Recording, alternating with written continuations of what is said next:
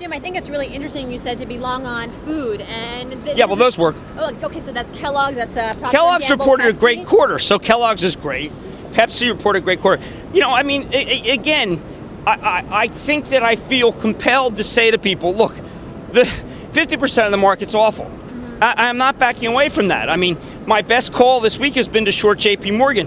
I know Citi has problems. I own Citi fractionalersplus.com. I know Goldman. I own that fractionalersplus.com. But I'm trading I'm not trading. I'm investing on an 18-month basis. And for those, I think that you have to say, okay, look, the Fed will eventually ease and these come back. But I want people to understand I'm not being positive. I'm just being positive on certain groups. You're also being oil's speculative. Down for no reason. Ag's down for no reason. I want to mention you're being speculative about some stocks. Level 3 communication. Well, I said that level 3 would have a horrible quarter that no one would like, but in the end, it's a bandwidth play. And, this is going to keep happening until they switch, until bandwidth gets in true short supply. The stock is going to keep doing this. It's going to go down because they don't do the number right, and then it's going to go back up. And, I would caution, this is like Charter when I recommended it at $2.70. I said, look, Charter's awful, but there'll be a moment when the triple play is so compelling, Charter will work. And boom, Charter just flipped. We're not there yet for the bandwidth shortage, but what I keep saying is, look, the company's had 3 disappointing quarters, but it's a spec, and you're not trading it on the quarter. It's like Omniture had a quarter that didn't make, if you look at it, you think, what the hell, why are they buying that? But,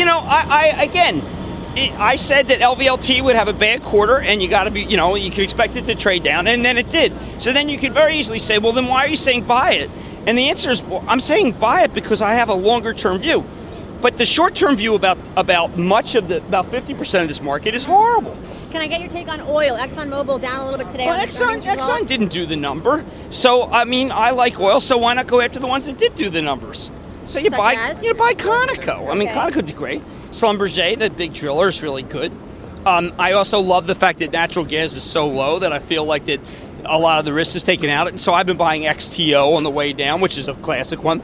Now, again, I think that the average viewer is saying, well, why doesn't he just say sell everything? Right. And, I did that in October of 1998, and the same day that I said it, the Fed had signaled that it was going to ease. So what I'm saying is run a balanced portfolio of betting against a certain amount of companies by buying puts on the HGX, buying puts on the BKX, being short or buying puts on individual banks. Retailers? Retailers don't work. Retailers don't work.